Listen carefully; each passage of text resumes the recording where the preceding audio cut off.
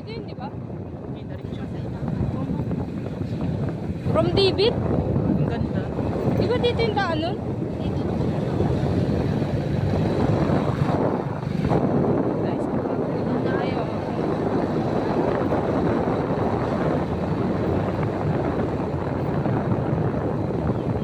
Kay Romeo at kay David.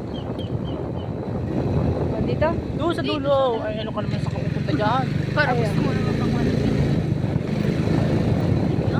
Ay, oo nga pala. Nalingaw ako. Dito kami ngayon sa sa Roy Room David. Nagbablog ako gagi. At ano tag dito? Maliligo kami. Ayan, pakita natin sa iyo. Ayan. Perfect. Di kita yung pimples ko dyan. Kasi yan, papasok tayo dyan mamaya. Hintay lang natin yung mga kasama natin.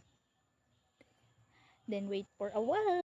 So yun, babalik na kami doon. Doon kami pupunta sa isang resort. Tatlo ito pala. Yung part lang dito may dalawang resort. Tapos doon sa unahan may isa pa. Babalik kami kasi yung swimming pool walang tubig. Guys, we're back. What? I'm vlogging. So, ay, ito nga palang lugar namin ay sa part siya ng Bicol, sa Region 5 Philippines, dito sa Camarines Norte, Bicol na tinatawag. So, andito kami ngayon. So, ito na nga kami guys, naglalakad na kami papunta dun sa resort na pagliliguan namin. So, ayan, tingnan mo yung mga kasama namin. Ayan, nauuna na si TBL 13 at at sa likod ko naman sila yung iba kong kasama. So, ayan, nakita ninyo yan. Yan yung pangunahing pamumuhay dito sa Bicolandia, ang kopra, pagkukopra. Yan yung koprahan, yan naman yung nyug na kukoprahin.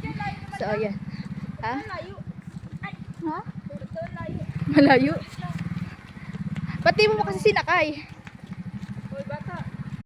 ayan na guys. Pauwi na kami. Uwi na kami at wala kaming pansasakyan. Kaya naglalakad kami. Sorry. Dito lang ang motor. Kaya babalikan na lang kami ng everyone.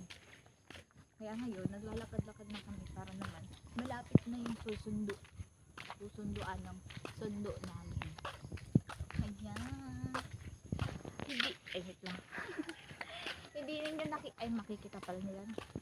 Kasi nag-video nga pala. So, ayan. Pero lakad-lakad lang for today's video.